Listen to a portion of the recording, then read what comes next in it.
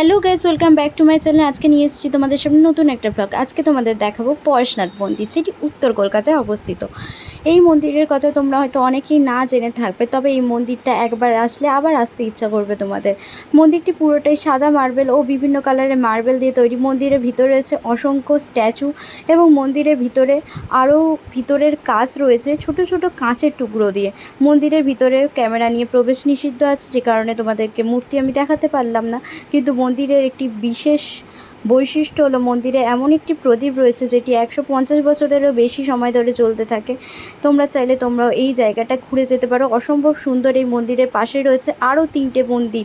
পরেশনাথ মন্দিরের পাশাপাশি এই 3টি মন্দির তোমরা ঘুরে যেতে পারো। তো এই স্থানে আসার জন্য তোমরা কি করবে সেটাই বলে দিই তোমাদের।